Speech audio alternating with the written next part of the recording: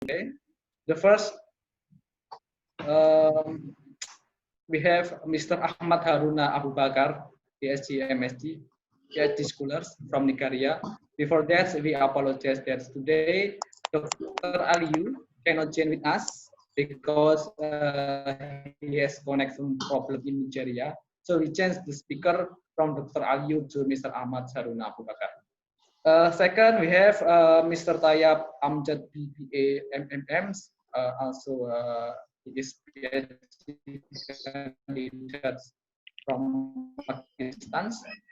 The last, we have a PhD candidate also. Now, she is a lecturer of public administration in Universitas Surabaya.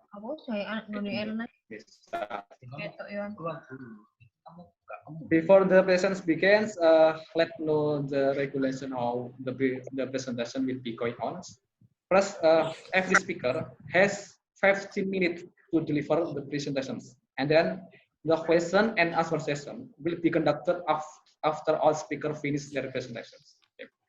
Before we going to the presentation, first I would like to invite the Dean of Faculty of Social and Political Science to give the speech. Please welcome Mr. Herman Estos MSM. Time is yours. Thank you. Okay. Bismillahirrahmanirrahim. Assalamualaikum warahmatullahi wabarakatuh. Waalaikumsalam. Good afternoon, everyone. Mr. Ahmad Haruna Abu Bakar, BSc MSc, Mr. Tayyab Amjad BBA MMM, Ibu Dewi Casmiwati SIP MSI, Vice Dean, Ibu Desi Arifiani SIP.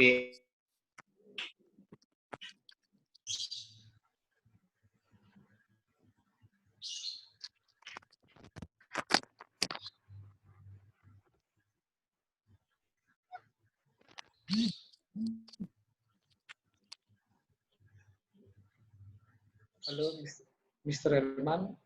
Are you with me?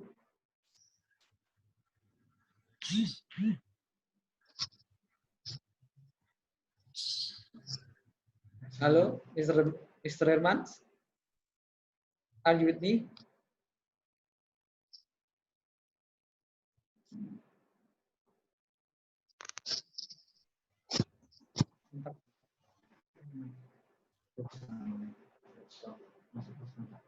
I think we lost contact with Mr. Hermans.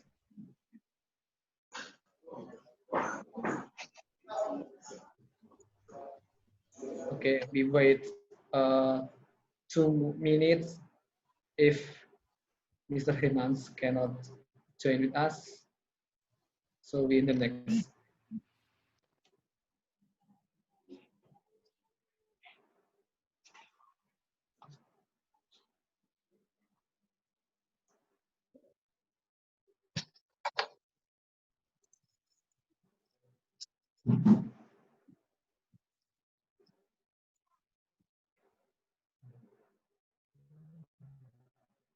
I'm sorry for the technical problem.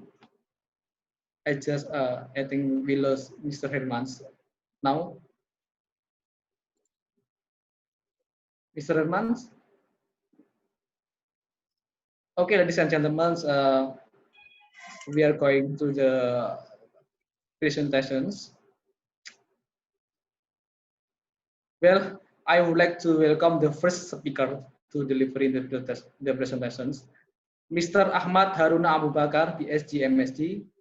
Time is yours. Okay. Assalamualaikum warahmatullahi wabarakatuh. Waalaikumsalam warahmatullahi wabarakatuh. Waalaikumsalam warahmatullahi wabarakatuh. Good afternoon to you. My name is Ahmad Haruna Abu Bakar. It is an honor to be invited as one of the speakers to discuss on comparative study of public service in Pakistan, Nigeria, and Indonesia. So without wasting much time, I will just go straight to the topic. First, when we talk about administration, is something that is very wide, or I can say pervasive, something that doesn't have a single meaning or definition. Administration is concerned about the integration or management of men and material to achieve a certain desired objectives. Also, when we talk about administration, it's all about a cohesive group of efforts in a public settings. So when we come to public administration, it involves the implementation of government policies. That's why it covers all the three levels of government. That is the executive, the legislature, and the judiciary. So, but public administration stress most on the executives. As we know, the executive, they are the one that execute or apply the state law. The legislature, they are responsible to make the law, and for the judiciary, they are responsible to adjudicate. And a well-functioned public administration helps in maintaining stability and the order in the political system. And also, it helps in ensuring the growth of polity, economic, social, and cultural in a country. But when we talk about the public administration structure, it cannot function without the existence of personnel. What I mean by personnel, what I mean by personnel, the people involved in an administration. That is, I'm talking about the civil servants. So public administration structure cannot function well without the public uh, public civil servants. So without much wasting of time, I will go straight to the Nigerian perspective of public service. Or before that, even when we talk about public service, it concerns about managing the resources of a nation on behalf of the people. On behalf of the people, these resources, they are run by appointed or elected officials. That's why public service is the vehicle for public service delivery and governance. And also we have to know that the quality of public administration largely determines the level of development of a country. That is, if you have good uh, public service structure, the country will experience a high level of development. This is because of the crucial role played by civil servants in the formulation and implementation of the programs of government. So now when we look at Nigerian public service, first we have to know the country Nigeria. Nigeria, officially called the Federal Republic of Nigeria, is located in West Africa. That is, Nigeria is located in West Africa. It shares border with Chad, Cameroon, Benin Republic, and Niger. Nigeria has the highest population in Africa, with approximately close to 200 million people. And Nigeria is one of the highest producers of oil in the world. The country consisted of three major ethnic groups. We have the Hausa, we have the Igbo, and the Yoruba. Before the coming of the colonial era, or I can say rule, all these major ethnic groups, they have different administration settings or structure. So Nigeria was colonized by the British. That is why when we look at the public service structure in Nigeria, it largely replicates the British colonial origins. So Nigeria, like other parts any other developing country is trying like to reform its bureaucracy to be in line with the governance agenda of the World Bank and the United Nations. The civil service in Nigeria is organized into federal, states, and the local government tiers. This is in order to bring the government nearer to the people and also to like promote accountability and transparency. Based on this, in 1988, the Political Bureau recommended the then federal military government to establish the Code of Conduct Bureau and the Code of Conduct Tribunal. This recommendation was made in order to ensure that the public service conform to the highest standard and accountability. Now we have to look like the Code of Conduct Bureau for Public Under the Code of Conduct Bureau for Public Officers, we have many provisions made under this code for public officers, how they can conduct, the ethics, and the morality. First, the first provision under the Code of Conduct of Public Officers in Nigeria is the issue that as a public officer, you shall not put yourself in a position where your own personal interests ahead of the nation interest. That is where there is a conflict between your own interest and the country and the national interest. First, you have to put the national interest. And also, under this same code, it goes ahead to restrict a public officer from engaging or participating in the management of running of any. That is, public officer, once you are a full-time, you cannot engage in private business, except if that business is farming. If it's farming, yeah, as a public officer in Nigeria, you are allowed to engage. But apart from farming, you cannot engage in any kind of business. And under this same code, it made provision that once you are president in Nigeria, vice president in Nigeria, governor, or you are one of the ministers or commissioners, you are not allowed to operate and maintain a foreign bank account. Yeah, this also is made strictly under the Code of Conduct in Nigeria. Once you are under of this position, you cannot operate or own a foreign bank account. And also under the Code of Conduct, once you are also a retired, or I can say like ex-serving, like ex-president, ex-governor, or you are a current president or current vice president, governor, minister, you cannot accept employment in a foreign company. Yeah. Once you are a person that is holding this position, you cannot take employment in foreign company. Why the code for this? Because of the sensitivity of the nature of the office you are holding.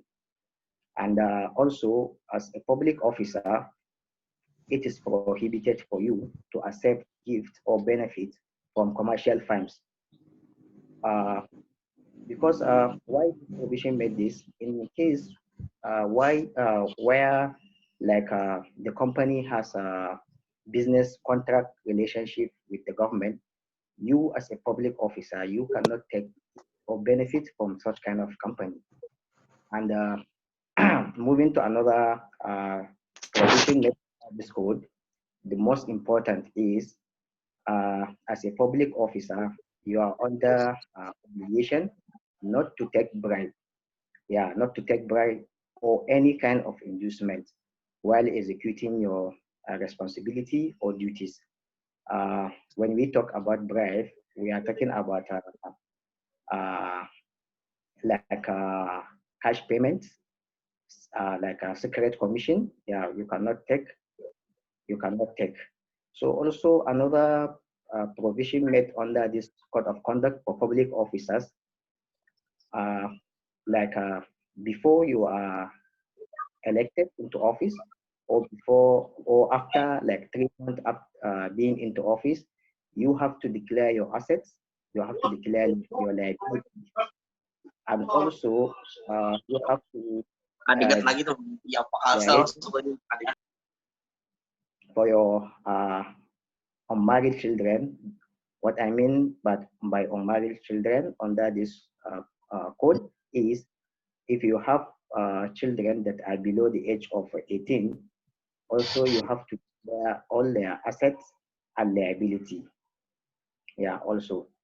So in addition to all, this is like in summary, because of the time, I try to pick the most important. We have many provisions on the under this code made by the Nigerian government. So in addition to this code, we also have some institutions established by the Nigerian government also to like monitor and regulate public servant behavior. First, we have the Economic and Financial Crimes Commission, and also we have the Independent Corrupt Practices and Other Related Offenses. These were institutions established by the federal government of Nigeria to monitor civil servants' behavior, like anything like the Economic and Financial Crimes Commission, anything related to financial offenses, this institution handled.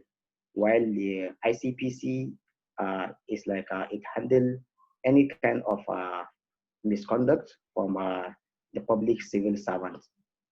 But despite these efforts by the Nigerian government to sanitize the public sector and to ensure that the civil servants like conform to the highest set of standard, we still have problems in Nigeria.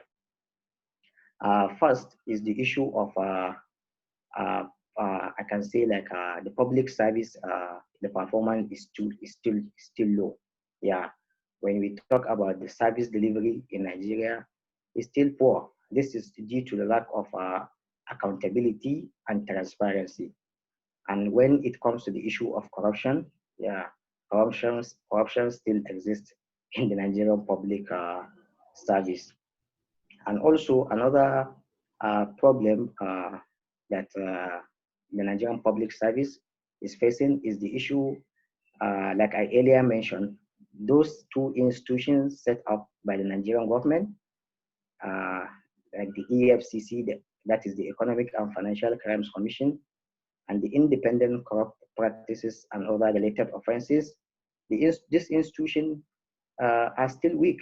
They cannot like carry out their activities properly, and sometimes even with these two institutions that were responsible for fighting corruption, you can see that most of the time, even within themselves, they are still doing the corruption. So also we have this kind of issue, and also sometimes the executives use these two institutions to hunt for their opposition. Yeah, if you are in the opposition party, they use the EFCC to go after you so that they can demoralize you. So this is also a big issue in Nigeria concerning the institutions fighting the corruption and unethical behavior in Nigeria. Also, we have the problem of high level of confidentiality and excessive hoarding of information. What I mean here is, yeah, though some information were not meant for the public. Yeah, we have some information in the government that were not meant for the public. But if like we have like excessive hoarding of information in the public, this will encourage them to perpetrate unethical practices, and this will leave a little room to be done in terms of whistleblowing. Yeah, also this one is another problem in Nigeria. Also, like as I earlier mentioned, we have like public service rules and regulations are not effectively enforced. Yeah, this is also one of the major issues in Nigeria. So taking all this into consideration, what will really help the Nigerian government is to try to look into other developed countries, the ethics there concerning the public service, the service delivery, and try to adopt the best conduct from those countries. And also, when it comes to like the public civil service, the country should try to choose public officers based on administrative competence. That is, it shall be impartially selected. Those people shall be impartially selected, and also they should remain political neutral. Yeah, because in Nigeria, as a civil servant, you are not allowed to engage in party politics. Yeah, you're supposed to be neutral. Once you leave that office and you engage in politics, that one is not is allowed. But once you are in office, no, you are not allowed. So also, I would like to also say that Nigeria should try to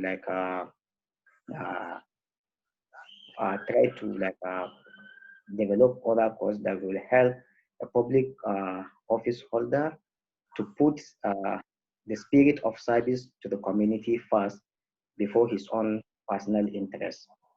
Yeah. So based on this, I can say with the little time I have, that's all I can say. Thank you so much for listening to my presentation. Assalamu alaikum warahmatullahi wabarakatuh. Waalaikumsalam warahmatullahi Assalamualaikum wabarakatuh. warahmatullahi wabarakatuh. Waalaikumsalam warahmatullahi wabarakatuh. Thank you very much, Mr. Ahmad Haruna Abu Bakar, PSCMSG.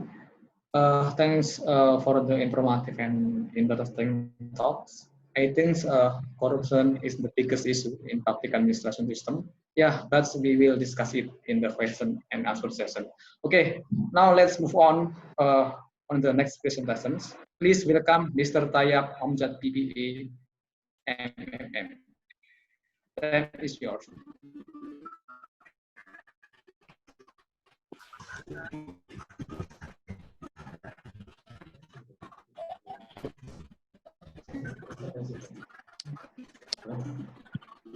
Hello, Mr. Tayyab. Yes, I'm trying to share the slides. Okay. Just a second. Okay. I hear you. Go on, please. Mr. Tayyab, go on, please. Can you hear me? Yeah. Please go on.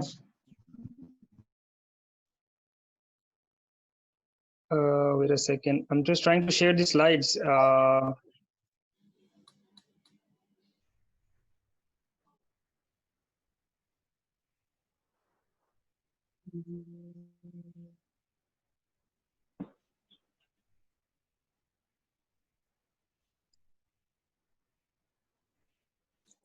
Okay, can everyone see the slides? Yes, we can see. Yeah, we can see. All right. So let's begin.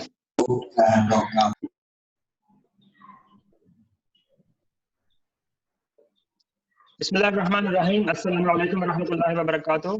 Waalaikumsalam warahmatullahi wabarakatuh. I am Tayyab Amjad from Pakistan. I will be sharing my views on today's topic in Pakistan's context. So, first of all, thank you very much for inviting me to this talk, and thanks to the organizers and the moderator. And I'm aware that most of the audience of this webinar is from the non-English speaking countries. So, and also it's like we are doing it online. So considering these facts, I would try to go slow, and I would try to give pause after every slide, so everyone could catch up. And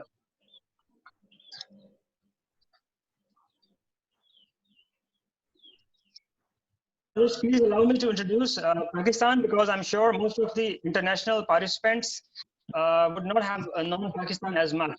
The official name of Pakistan is Islamic Republic of Pakistan, and it is located in South Asia.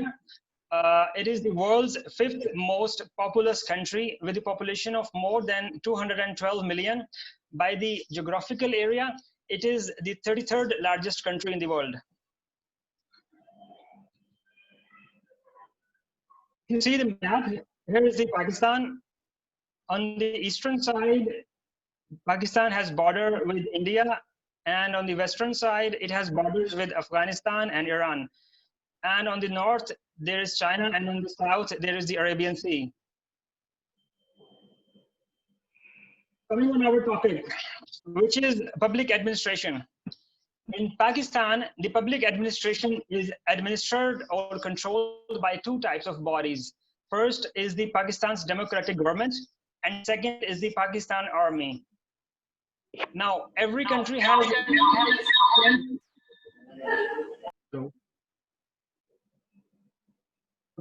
every country has few strengths and weaknesses. The major strength of Pakistan is the Pakistan's army, which is the sixth largest Hello.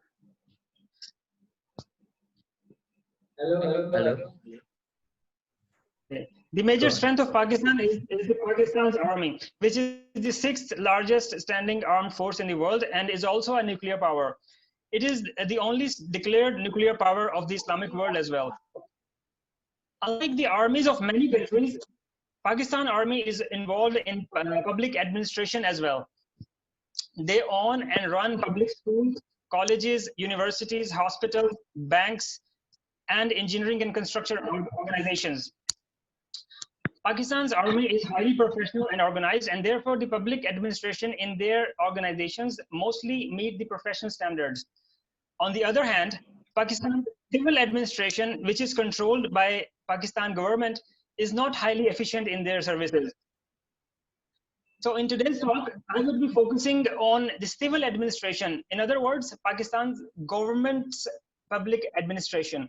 So the participants from other countries could relate with that.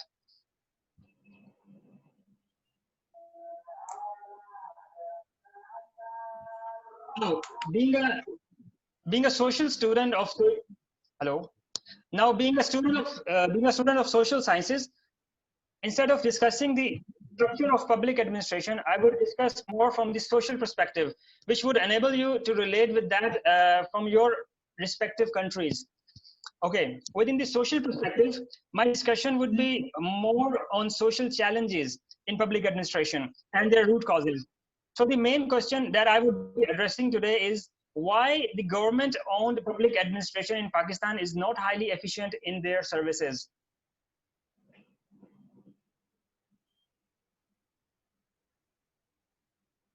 A research paper published in the year 2020 has highlighted 3 major reasons for inefficient public administration in the social perspective. The first reason is change-resistant culture.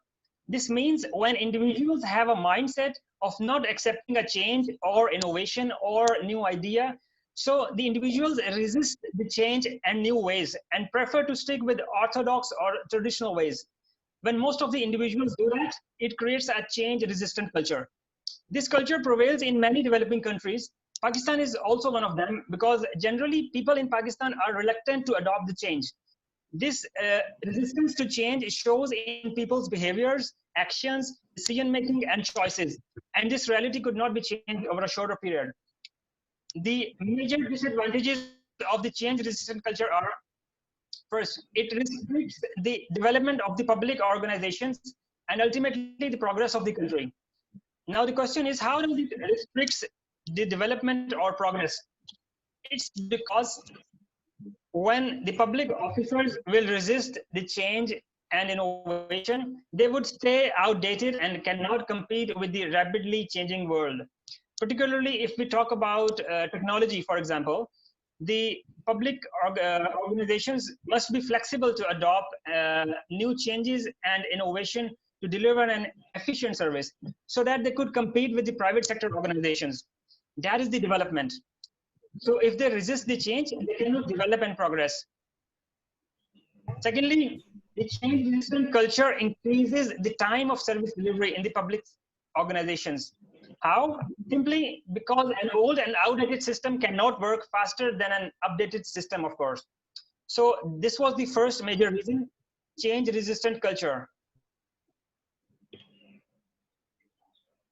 Now coming to the second major reason, for inefficient public administration in Pakistan, it is the weak legislation and law enforcement. For those who don't know, legislation is lawmaking and law enforcement means law implementation. Legislation and implementation of laws in developing countries creates big challenges. Same is the case with Pakistan. The weak legislation and law enforcement results in corruption and often makes citizens unable to get the justice in the case of any dispute. Now the question is, how does it results in corruption?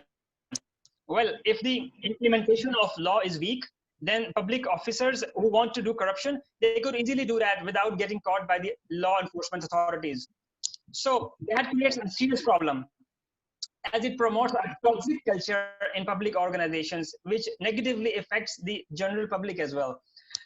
To stop or control the corruption, there is one authority established in Pakistan called National Accountability Bureau, which has particularly been established to investigate corruption in the country. However, whether it is performing well or not is still questionable.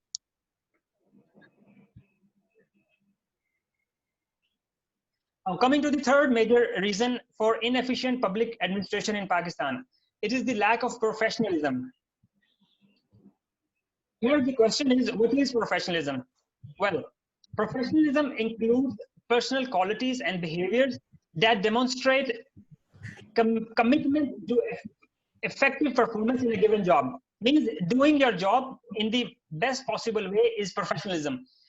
Lack of professionalism is also a common problem in the developing countries, and same is the case with Pakistan. In Pakistan, lack of professionalism could be seen not only in the public offices, but also in the private sector and within the general public as well. People are generally not aware about the professional code of conduct, and thus it creates an overall culture of unprofessionalism. Now, when a public officer is being unprofessional, what are the consequences of that? Well, it results in few negative outcomes. First, there would be favoritism and workplace biases at extreme. Means the public officers would choose to do whatever they like over what they dislike, which is wrong, absolutely wrong. A public officer must be doing what is right, no matter if he or she likes it or not. So due to the unprofessional behavior, the general public most of the times is bound to make good relations with the public officers so that the public officers could favor them and serve them at the time of need. So this type of unprofessional rituals are practiced within public offices, which comes under the major social challenge.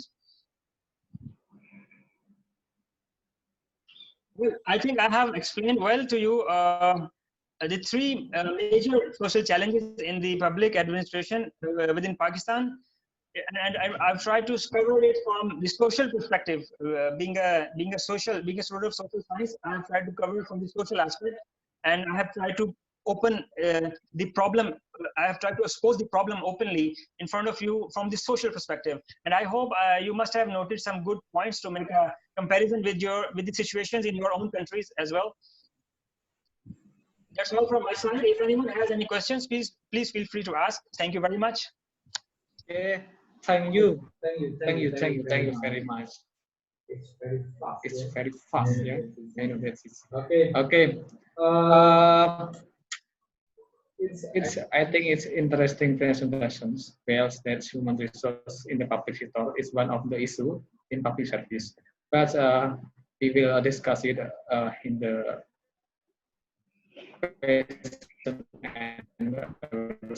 session. If you have, because we have the last speakers today, please welcome Ms. Dewi Jasmiati. Time is yours. Yeah, thank you so much, Pak Wildan, as moderator. And now we come to Indonesia after we heard about Nigeria public service and also Pakistan, and now we will see what happened with Indonesia.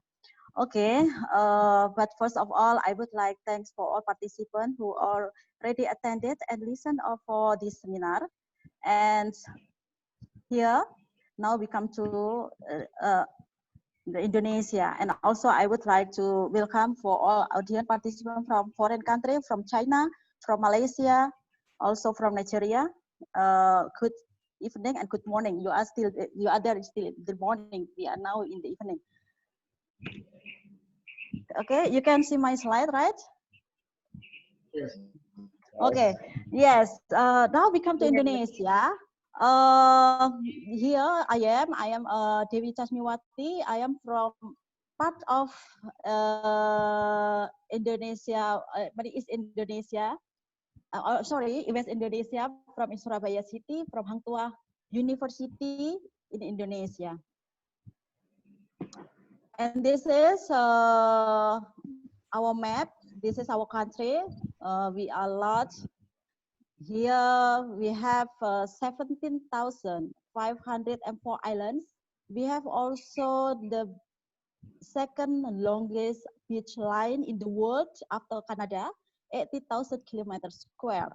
So yeah, for the government and also for the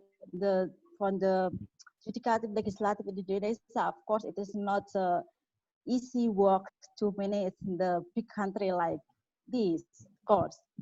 And before I come to public service, I would like to emphasize on what is actually the public administration. In the short word, public administration here means how to manage and or to organize the people and the tools, the resources to achieve what government proposes. And the government proposes here actually is what the people want, and it is described by how to create people welfare or public welfare. In Indonesia, we use trias politica by Montesquieu, which is the body is divided into three big body. There is a legislative, executive, and adjudicative. In legislative, we have here us making the rule, the law, and also give mandate to executive. And executive is the government, I mean the bureaucracy, and judicative is the justice body. And public service is one of the big work of the public administration, because all the body here, all this body, of course, sorry, and all this body, of course, aims to deliver public service to the people actually. And here in Indonesia, public service divided into three terms. There are administration, and then service, and then good. And all the public service delivery based on democracy, because we are a democracy country. I mean the power is from the people, by the people, and for the people. So everything done by the government is for the people. And in doing the administration, we have the bureaucracy here as implementer of the delivery public service. Here we have in national level, regional level, and local level. If we see from this pyramid, we can see how huge we are. In the national level, we have 34 ministries, and in regional, we have 34 provinces head by the governor, and also we have 514 region that consists of 460 districts and 98 cities. And in the local, we have 7,094 sub-districts, 8,490, we call it kelurahan, it is same the village office. And then also we have the 74,957 villages. Yeah, this is our bureaucracy, and all the agency in the bureaucracy have the main duty is to deliver the public service. And when we talk about the public service, there are two sides which is must be connected. One is the public servicer, and the second one is the society, of course. For the public servicer, we have like measurement, and we have to maintain some of the conduct also. Here we have like transparency in delivering public service. We have to do transparency, and then also accountability, conditional participation, same right, balance between right and duty. Transparency means whatever the government do must be transparent. All the people of the country can access the information what the government do and how the budget is applied, and so on. And talk about the accountability means here, officers, the public service must be accountable, must be responsible to the people. And the conditional means that in delivering public service must based on the condition of the people. And also participation means in delivering public service in Indonesia, we must support participation of the society and the participant of the citizens. And also we have to maintain the same rights, mean that in delivering public services, we cannot discriminate or make difference between one people to another people, but we make the same. Whether you are rich, you are poor, we are from middle class, or from whatever you are, we have the many ethics in Indonesia. We have more than 500 ethics in Indonesia. And in delivering public service, we have do the same thing to them without differences, without discrimination. And in public service, also a public officer must maintain about the balance between right and duty. It means that there is the right what the people right and what the duty of the public servicer. So here, when everything going on well, mean the public service is doing well job, and we call it by public service quality. The quality means good if everything doing well, and if that's public service public service quality is doing well, so the people also will satisfy. It is very logic, right? So in the other side, when talking about public service, you automatically we talk also about the service satisfaction, how the citizen can satisfy or not, and how much is the satisfaction itself. And Indonesia, we have also index of satisfaction service. We call it IKM, Indeks Kepuasan Masyarakat, Society Satisfaction Index. We have already had, and our government also us, all officials must give the reports about their services and also how the people respond. And this is described by the Society Satisfaction Index, and it must be reported. So if the score is high, means they have good satisfaction, and it means also the service quality is also good, like that. And this is all thing in delivering public service already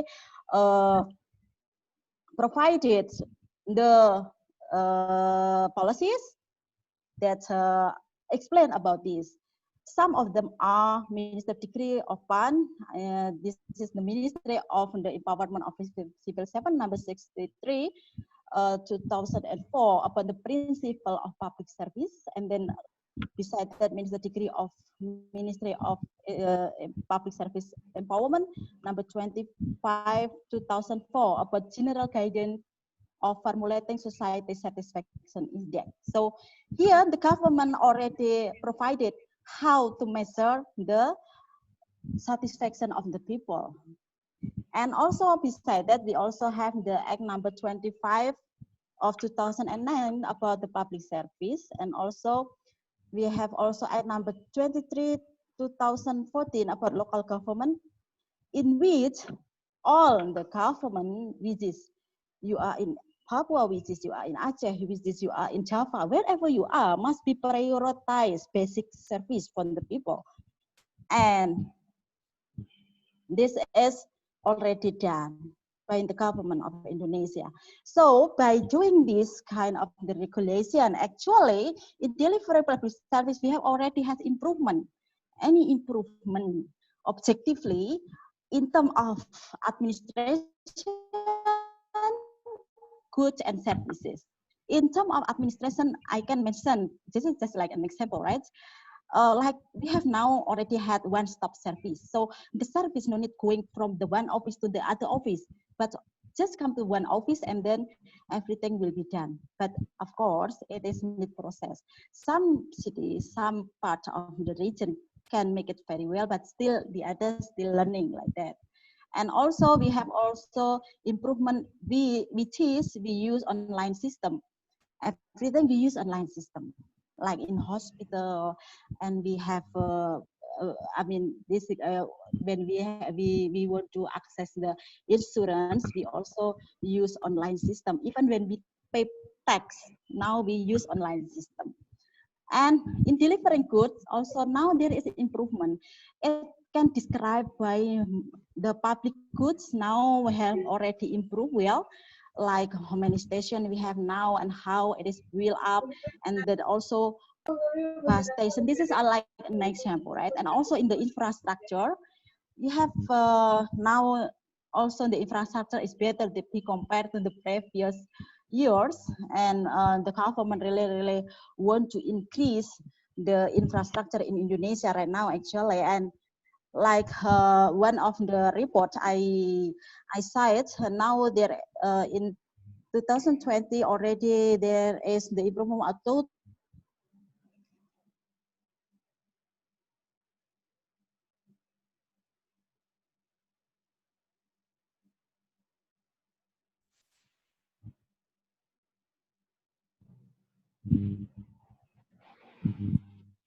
sorry.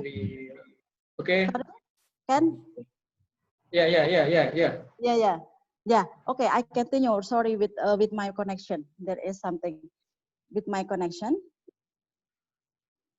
Yeah, here and also in services we have also the improvement, like we have already provided increase to provide availability of the services like water, electricity, etc. So, and according to the UNDP report, a World Bank report, we have already more than 60% of our people already has the access of the water and electricity well. But in the other side, we have also the challenges. Yeah, maybe this is similar with Nigeria and also our friend from Pakistan. And we have maladministration here. One of the maladministration I can mention here is corruption. Even though the corruption in Indonesia reduced little by little also, as I as I see from the KPK report, this is the independent corruption agency in Indonesia. In 2019, we have like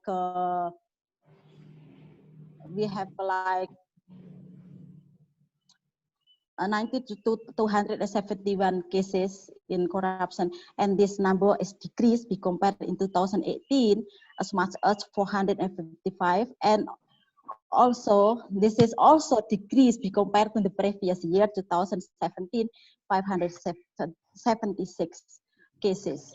So in terms of the corruption, Indonesia also try to, even though this is a challenge still have, but in terms of the number is decreasing.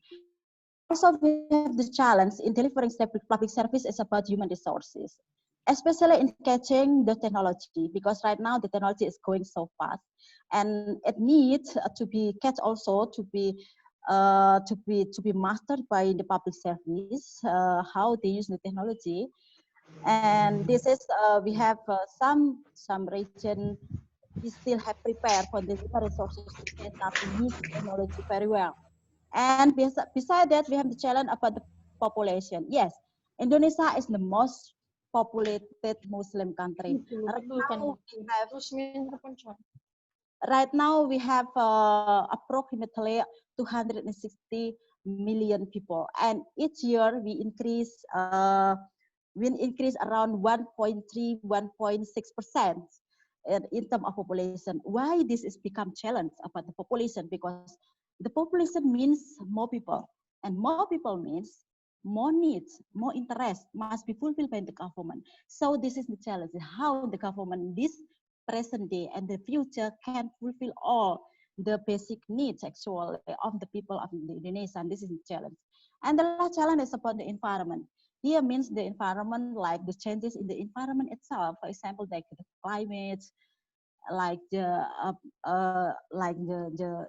changing structure of the land, like that. So even there is the decreasing of the agricultural sector in terms of the paddy supply, paddy providing by the domestic supply, like that. So this is also challenges.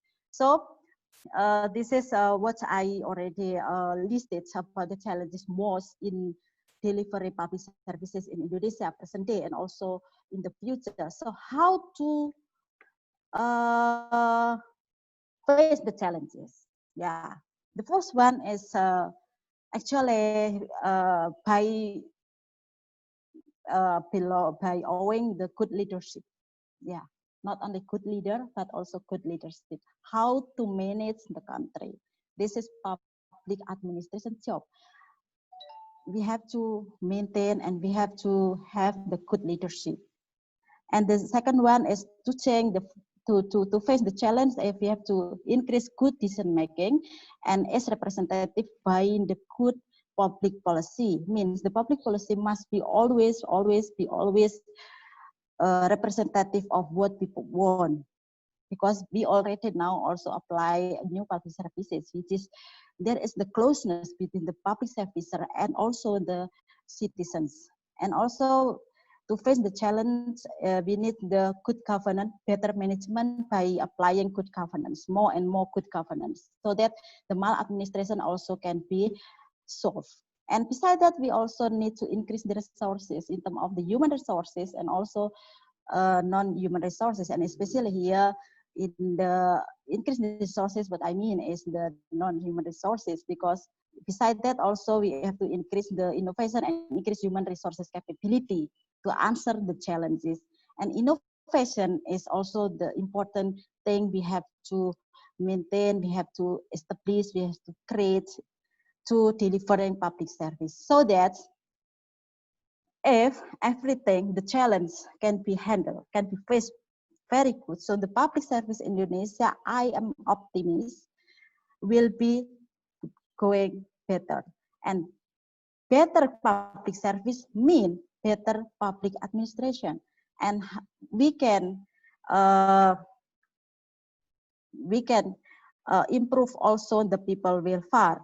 And as a result of what the government already done now, and also with the people, of course, the cooperation with many stakeholders also.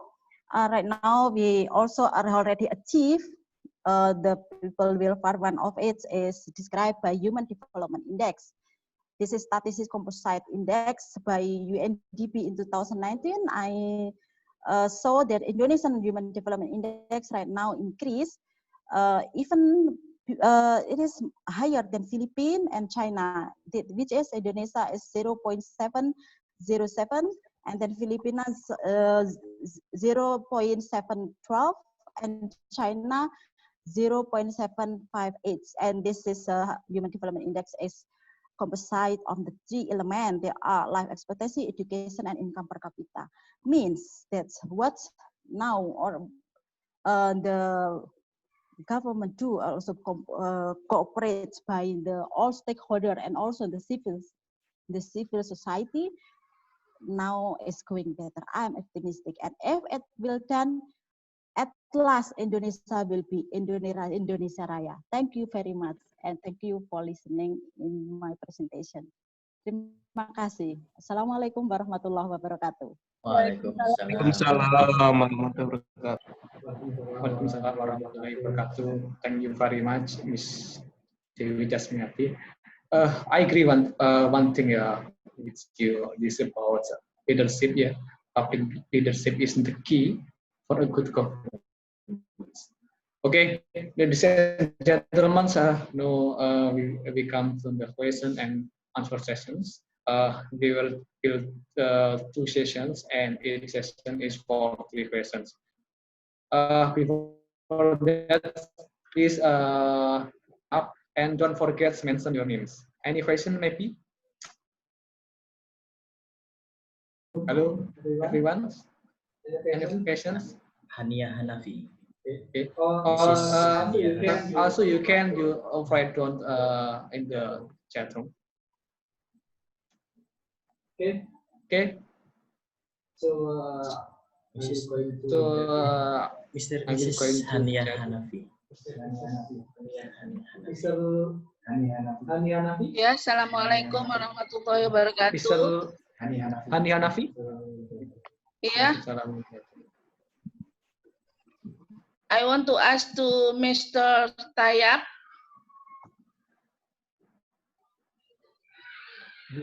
My question,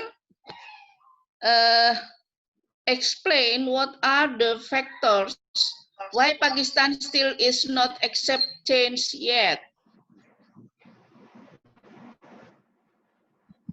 Okay. Like, as the challenges I shared are social in nature.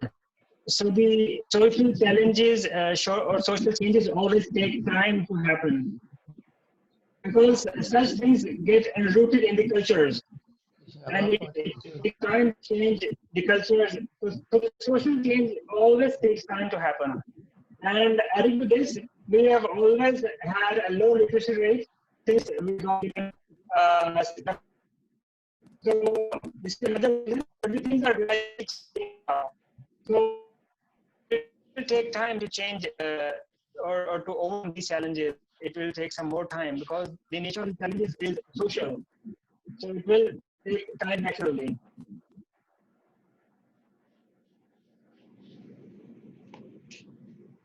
Are you enough, Mr. Tayap? Yeah, yes, yes. Yeah. Okay. Mrs. Hania Hanafi, do you have another question again? Okay, thanks. Thank you, Mr. Tayap. Any questions, everyone? Okay. Okay, I had questions from Dr. Akaduns. One time we are on the revolution of Industry 4.0. How should the government give to public service? This question for all speaker. The first, okay, hello.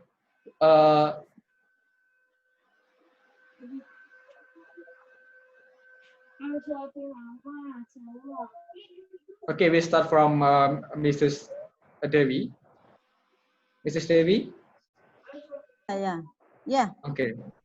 Yeah, thank you for the question. How the government should deliver the public service by in the now industry 4.0, but right now already enter 5.0, I think.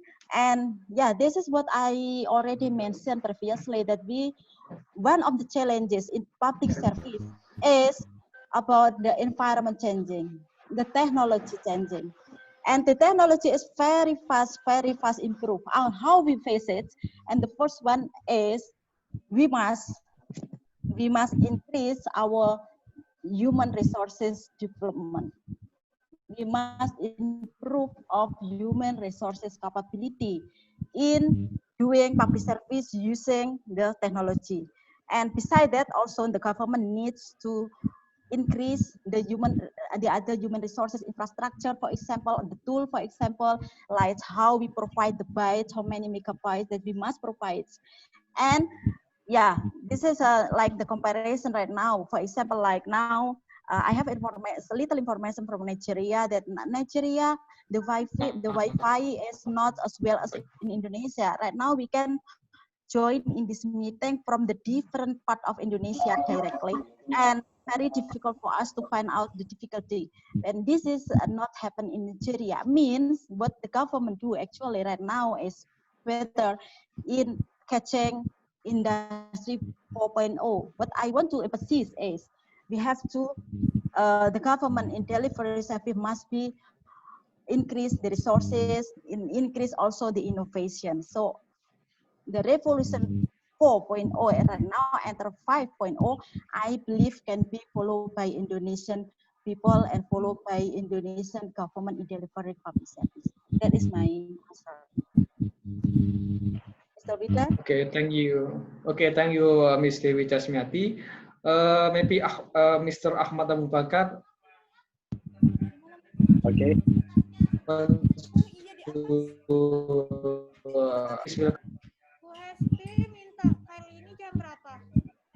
you with me? Yeah. Go on, Okay. Mr. Abu Bakar. Yeah. Regarding the issue on how the Industry 4.0, as we know, when we said Industry 4.0, it refers to the intelligence network of machines and processes for industry with the help of information and communication technology. So it's based on how the government will use the technology to improve the service delivery in the public sector. And this will really impact and transform the government and the public sector. The interactive decision will increase, better transparency, better accountability, and a much more efficient governance framework. And I think part of the advantage of using the Industry 4.0 or the current one, the Industry 5.0, is it will help to boost civil servant productivity and service delivery to the people, and also it will help to increase the based on types of to suit the changing times. Also, in terms of resources, it will help to increase the efficient utilization of the resources, and also proactive decision making.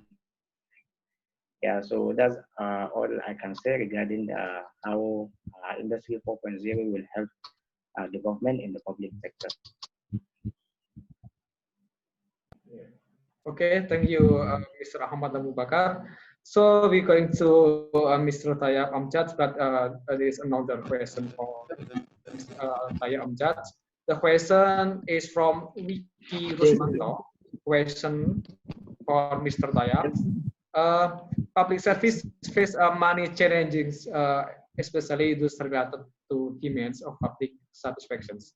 How can public service respond well to these demands, especially in Pakistan? Mr. Tayyab?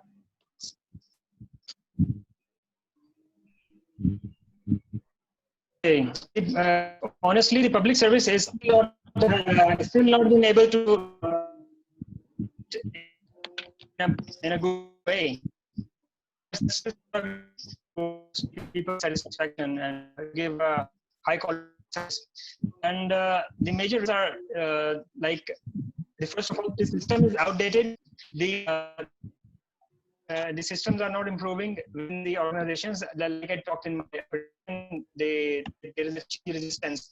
And the second reason is these are mostly not.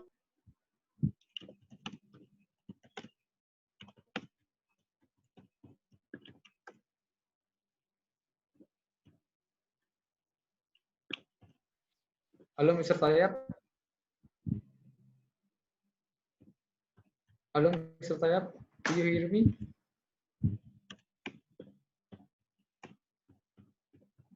I think we lost Mr. Tayyab. Hello, can you hear me? Yeah. You online now. All right. Okay, go on. There is some technical issue. All right. Second point, I was telling the employees are not well trained. The government employees are not well trained to deliver the high quality service. They are still, following the traditional and the orthodox ways of management. And third, and the most important reason I would like to share here is the feudals and elite business class has ruled over 35 years in Pakistan in the recent past, who are sincere to their own wealth more than the country's progress. So under their rule, the culture of corruption spread a lot. So this is another reason that the feudals and elite business class came into the ruling, and they ruled the country, and they made a lot of wealth for themselves, and they didn't care about the country's progress. So that is another major reason that why the public administration and the government offices are still lagging behind. So, but now things are gradually changing, and hopefully we are very hopeful that in coming days it will get better, because in 2 years ago, in 2018, the new government came, and which are not known for corruption, which are known to be honest and sincere with the public. So hopefully the things will get changed soon. So we are hoping that. Thank you. Thank you, Mr. Tayyab. Maybe Mr. Ahmad Abu Bakar. Yes. Do you want to answer the questions?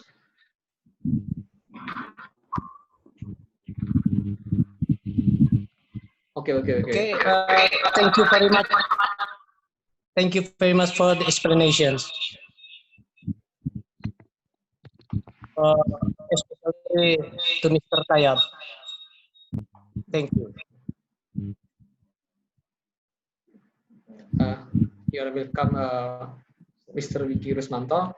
Okay, we had many questions in chat room, so I read. Okay, the question is from Mr. Givari to our speaker.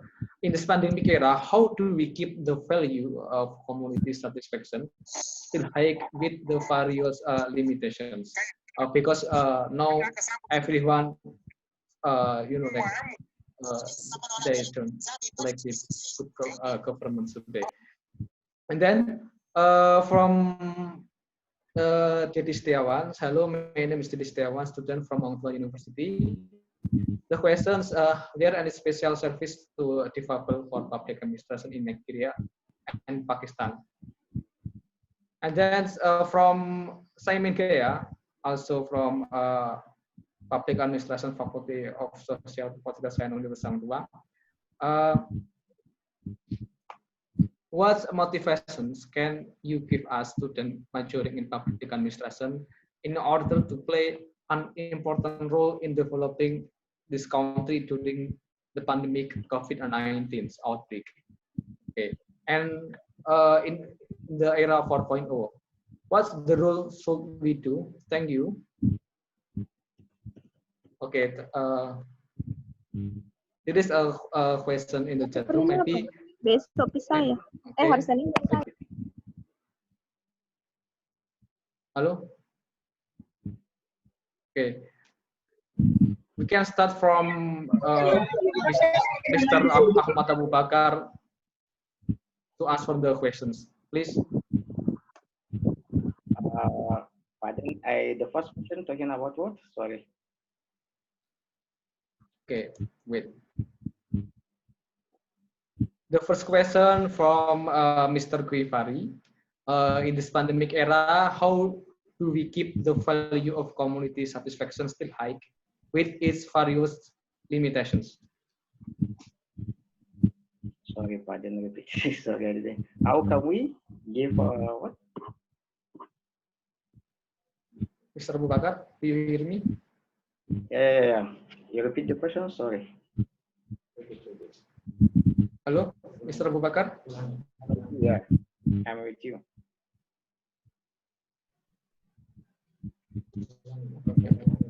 Okay, I repeat again the questions. Okay. Yeah. In this pandemic era, how do we keep the value of community satisfaction still high with its various limitations. And then the second question, there are a special service to developer for public administration in Nigeria and Pakistan. What is that? Okay, from Simon Kea, the third question, what motivation can you give us as student majoring in public administration in order to play an important role in developing this country during pandemic COVID-19 outbreak and in the 4.0 era? What role should we do? Thank you. Okay. Okay, regarding the first question is, I can say, or we should try to review or undertake stakeholders like mapping and work with the existing community leadership and structures. So, like, the community leadership is like traditional leaders, like religious leaders. We have like the youth groups and all those people that are in the influential position, able to connect different people within and beyond each community, provide a focal point to each others when remote management is necessary. Yeah, that is the community has to like come all together, all the figures, the community figures, yeah, the interaction between them. So develop also like action plans, work with different groups, develop action plans they can implement using available resources. Also that you can review either in person or by through the use of community.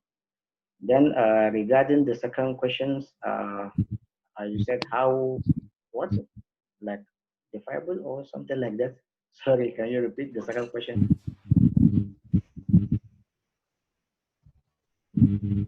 Hello, Mr. Wilda.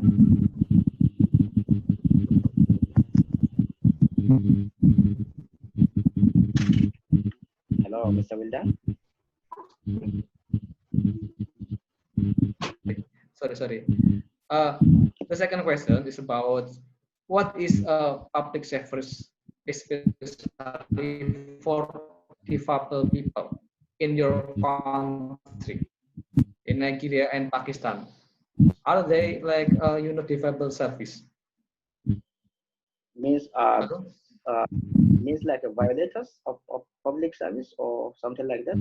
Yeah, public service for disabled people. Okay. As I earlier mentioned in my presentation, I talk about two institutions that were set up by the federal government of Nigeria. We have the Economic and Financial Crimes Commission, and we have the Independent Corrupt Practices and Other Related Offenses. So this institution were set up to deal with any public officer that is engaged in unethical behavior. And also, as I earlier highlighted, we have like the Code of Conduct Bureau. This Code of Conduct Bureau regulate and monitor and set guidelines for public office holders. So in case if the public office holder breach his duties and responsibility, in Nigeria we have a special court for that, which is called the Code of Conduct Tribunal. All the civil servants in Nigeria that are engaged in unethical behavior, they are tried in that court, unless if found guilty, yeah, they can be imprisoned. Yeah. The last question is from Simon Kia. I repeat again. What is the motivation that you can give us, like students? Yeah, Majority in this country. Yeah, in pandemic COVID-19 outbreak. Yeah, that's why I said like the first like I answered the first question. I said we do all undertake stakeholders mapping and work with the existing community leadership and structures. That's why when I'm mentioning the community leaders, I talk about traditional rulers, religious figures, women groups, and youth groups. So if you talk about this, Okay. they fall under the youth groups. Yeah, so try to interact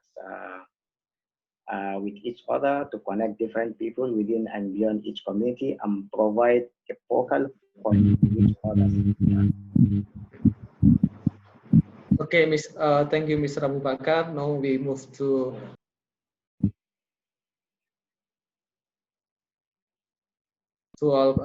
answer all questions. Are you ready, Mr. Tayyab Amjad? Right. I would answer this question about the motivation during COVID-19. During this time, I would make 3 points, a very simple one. First of all, be sincere to the community. And secondly, stay fit in terms of information and knowledge. And lastly, stay open and accept new ways to serve the people.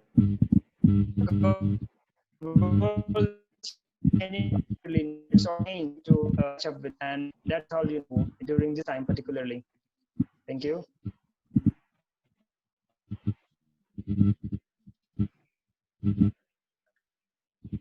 We're going to Mrs. Dewi Jasmiati.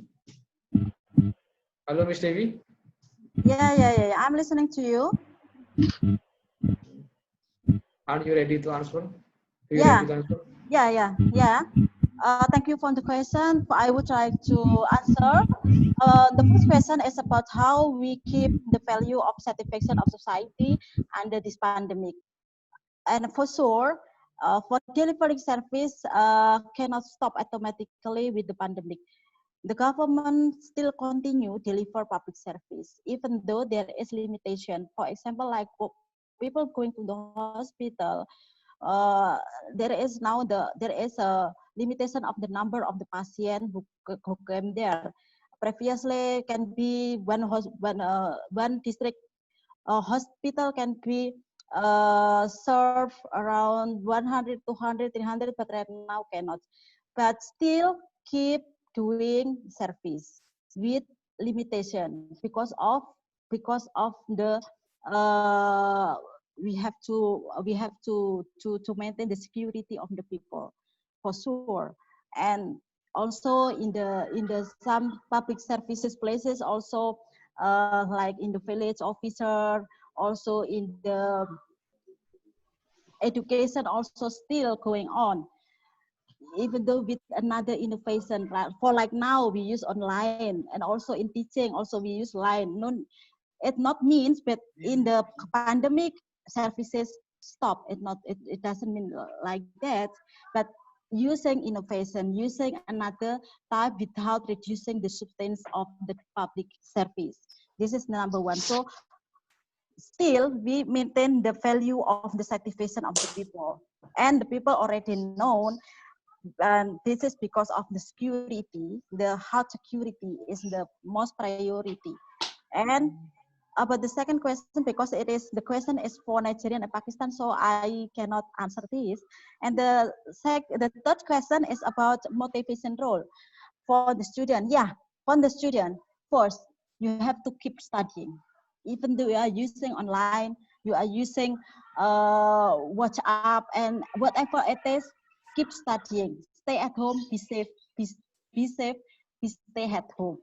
And the second one is you can also make a role by, for example, you join in the group in the village, or in the group, or in the with your friend that give socialization about the pandemic in the certain group or like that, because now we cannot meet more than 10 people.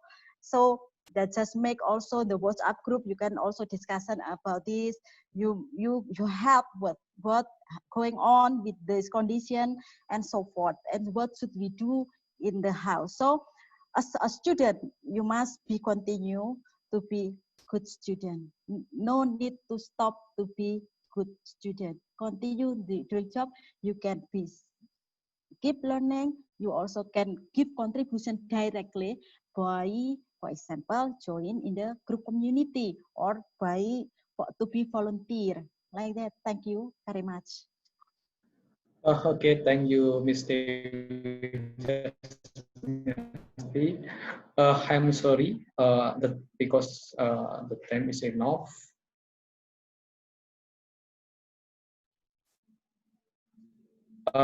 And we would like to say thank you for all presenter, for all audience, and also the Department of Public Administrations. But before I close the seminar, I would like to take the conclusion from what the speaker was have presented today. Today we agree that the biggest issue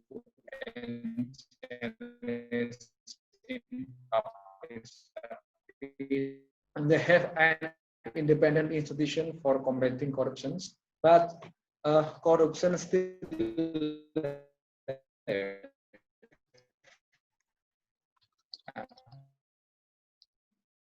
we also agree that